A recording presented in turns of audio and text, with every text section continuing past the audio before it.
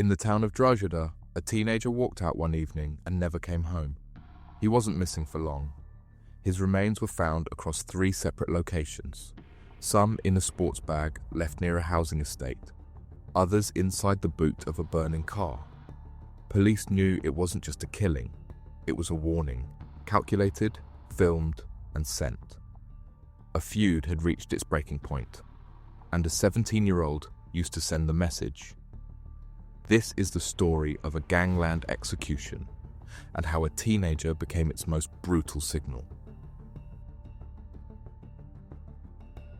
The first shot wasn't fired in 2020. It began nearly 2 years earlier, July 2018, with a failed hit on Owen Maguire. He was a known gang figure in Drogheda, suspected of controlling one side of the town's drug trade. The attempt on his life was brutal. He was shot multiple times outside his home, hit in the chest, shoulder, and spine. He survived, but was left paralyzed. That single shooting triggered a war. The other side of that divide was led by Cornelius Price, a long-time gangland operator with strongholds in Meath and links to organised crime across the UK. He was known for extortion, drugs, and kidnappings. But what came next went further than anyone expected. In the months that followed, both sides escalated. Petrol bombs were thrown through living room windows. Pipe bombs were found outside front doors.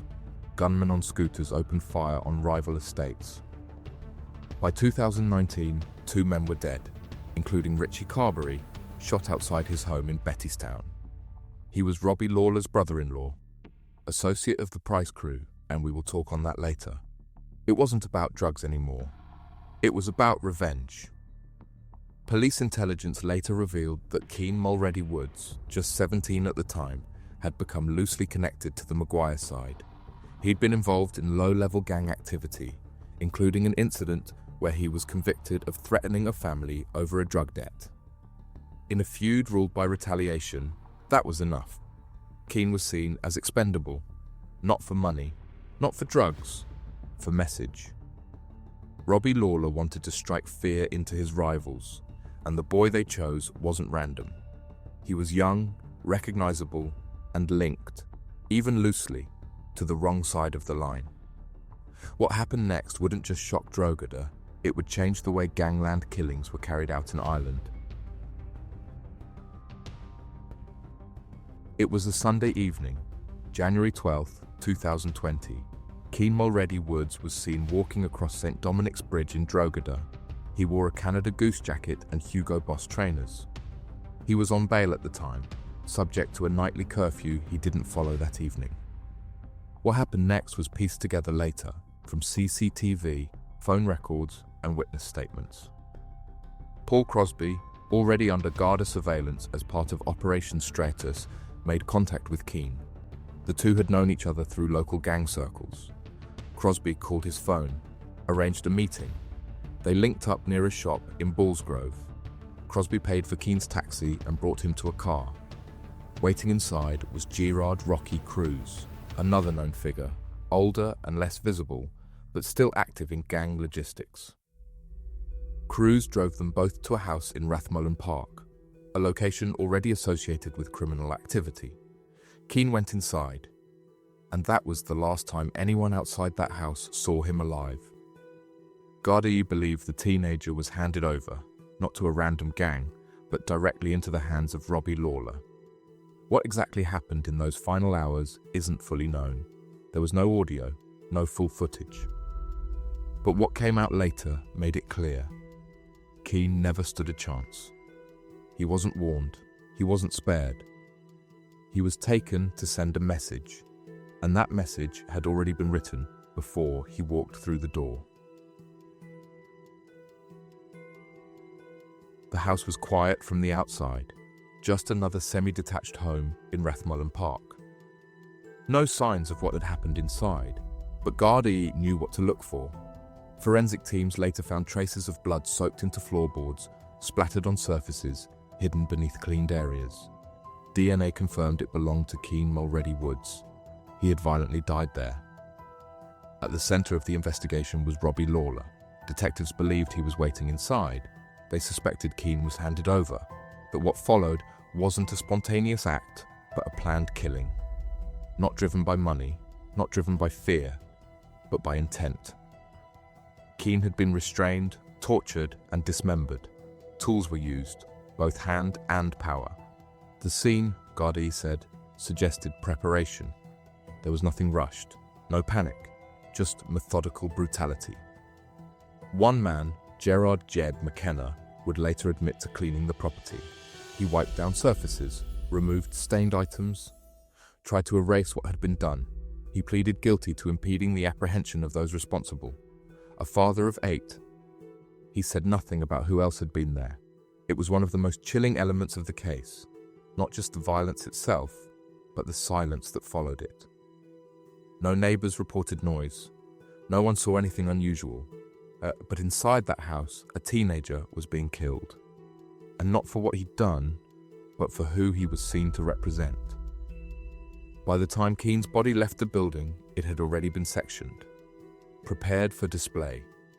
The only question left was where it would be found, and how much of it would be recovered. Before anyone found the body parts, there was something else. Something that shocked even hardened detectives. They filmed it. The brutality wasn't just carried out, it was captured, framed, and shared. Shortly after Keane Mulready Woods was murdered, footage began circulating on encrypted apps and closed social media groups. It wasn't grainy CCTV or distant gunshots. It was deliberate.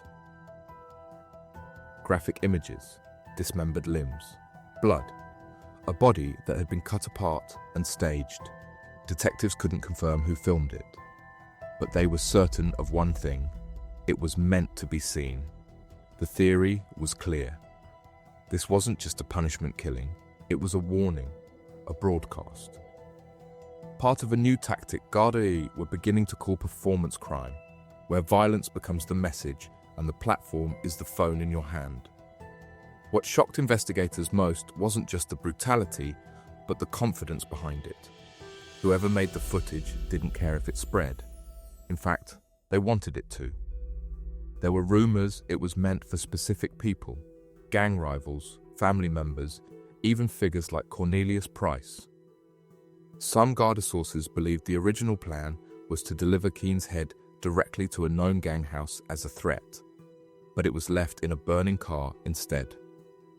Across Dublin, clips began to surface in WhatsApp groups, shared from phone to phone.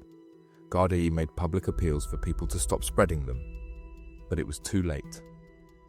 For the first time in Ireland's Gangland history, a teenager's murder had been turned into a media event. Not by journalists, not by accident, by design.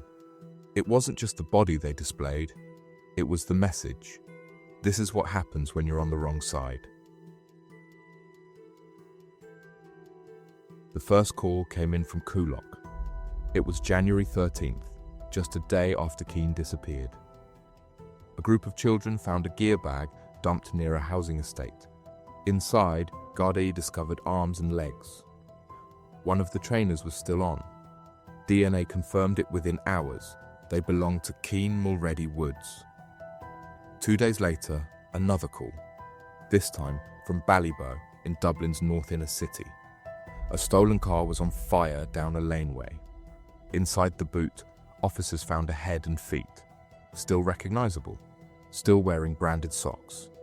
Each discovery was part of a plan, not a mistake, not done in a rush. The remains were left in public places, deliberately and at different times. The final discovery didn't come until nearly 2 months later. On March 11th, after new intelligence, Gardaí searched a piece of wasteland back in Rathmullan Park, not far from the murder house. There, in an overgrown ravine, they found Keane's torso, left behind, out of sequence, in the place where it began. The logistics of the disposal were carefully planned. Crews had purchased false number plates used on a Volvo that carried the remains.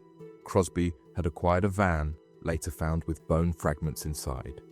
Forensic teams linked bags used in the cleanup to crews. One of them still had his DNA. This wasn't about hiding a body, it was about using it. The remains weren't buried, they weren't destroyed. They were displayed, in Coolock, in Ballybough, in Rathmullan. 3 separate locations, each one chosen to send a signal, not just to rivals, but to the entire underworld. We've touched on the enforcer, but that barely scratches the surface. Robbie Lawler wasn't just another name in the Drogheda feud. He was the man Gardaí believed planned it, controlled it, and carried it out. And his reputation went far beyond one town. Robbie Lawler had a reputation long before Cian Mulready Woods was killed. He wasn't a street dealer. He didn't move quietly. He was an enforcer, feared in Dublin, known across Ireland. By the time he turned 35, Lawler had racked up more than 100 convictions. His record stretched from theft and drugs to extreme violence. Gardaí believed he had links to multiple unsolved killings, including the high-profile murders of Alan and Vincent Ryan, former IRA members gunned down in separate attacks. But it was the feud in Drogheda that pulled him back into focus. His brother-in-law, Richie Carberry, had been shot dead outside his home in Bettystown in late 2019, an act Gardaí linked to the Maguire camp. That hit brought Lawler back to Drogheda with a clear goal of retaliation. He had recently been released from prison when Cian was murdered. Garda intelligence showed he was moving between addresses, refusing to stay in one place. Encrypted phone records later showed contact between Lawler and Paul Crosby around the time Cian disappeared. After the killing, Lawler didn't go into hiding. He didn't run. He stayed visible, and that made him a target. On 4th April 2020, less than 3 months after Cian's murder, Robbie Lawler was shot dead in the Ardoyne area of Belfast. Multiple rounds, broad daylight. The killing was professional. No warning, no chance. In some circles, the news sparked celebration. Old enemies raised glasses. Videos of street parties surfaced online. Even Cornelius Price, once close to Lawler, was filmed toasting his death. Lawler never faced trial for Cian's murder. But Gardaí remained certain. He planned it, ordered it, and sent the signal. And that decision cost him his life. Lawler's name led the headlines, but the case didn't stop with him. Gardaí built a wider picture, a network of men who didn't carry out the murder, but cleared the way for it. Paul Crosby was one of them. He arranged the meet. We've already seen his hand in the lead-up while using his link with Cian, but in court, what stood out was his role as a coordinator, the man passing on Lawler's orders, the link between the plan and the players. Gerard Cruz wasn't just the driver. He sourced the bags. He bought the false plates. Gardaí later found his DNA on a shopping bag left near the scene, used to move remains. His involvement, the court said, went well beyond transport. Then came Gerard "Geared" McKenna. He didn't lure the victim. He didn't dump the body, but he handed over his home for the murder and stayed silent. Afterward, what he did out of loyalty was discussed earlier. All 3 men were tracked down in the months following Cian's murder. Paul Crosby and Gerard Cruz were arrested in Drogheda, where both were already known to Gardaí. Gerard McKenna was also picked up locally after forensic evidence linked his home to the crime. But the Garda investigation didn't stop there. 2 more men, Stephen Carberry and Glenn Bride, are now awaiting trial at the Special Criminal Court. Both are accused of transporting body parts and torching the stolen car in Drumcondra, the one where Cian's head and feet were found. Stephen Carberry was arrested in Dublin, while Glenn Bride was located and detained in Kilbarrack. Each arrest followed weeks of surveillance, phone analysis, and forensic recovery, a slow but deliberate effort to unpick the network that helped carry out and conceal one of Ireland's most brutal killings. Their trial is set for January 2026.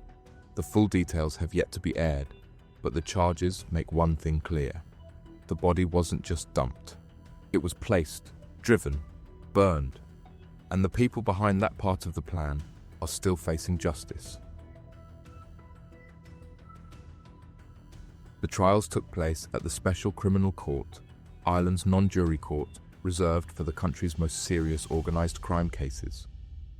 By the time sentencing came, the story had gripped the public. But for Gardaí, It had been a long, methodical investigation. The prosecution built its case on forensic evidence, phone records, and surveillance footage. It wasn't one piece of evidence. It was layers, each confirming the next. In the courtroom, Keen's mother, Elizabeth Woods, shared a brief but devastating statement. She said she still hears him calling out for her. The words stay with her, she told the court. So does the guilt of not being able to protect him. The judge didn't hold back. He called the murder inhuman and disgraceful, a crime that beggars belief. He said what happened to Keen was unlike anything the court had ever dealt with. 3 men were convicted. Paul Crosby was handed 10.5 years. The judge described him as instrumental, the one who set events in motion. 6 months were suspended for post-release supervision. Gerard Cruz received 7.5. His role was smaller but deliberate. He'd sourced items used to move the body. He'd bought the false plates. He knew the man he was helping and what he was capable of. Gerard Gied McKenna was sentenced to 4 years for cleaning the crime scene. He was released in May 2023. As for Robbie Lawler, the man Gardaí believe ordered it, he never stood trial. By the time the case came together, he was already dead, shot in the street, left where he fell, a warning of his own. If this case left an impact on you, we want to hear your thoughts. What do you think about the sentencing and how justice has been served so far? But please remember, 2 men are still awaiting trial. Their case is ongoing, and it's now a matter for the court. Avoid speculation. The law will decide their fate. If you want more real cases like this, subscribe, turn on notifications, and let us know what you think below. There's always another case to uncover.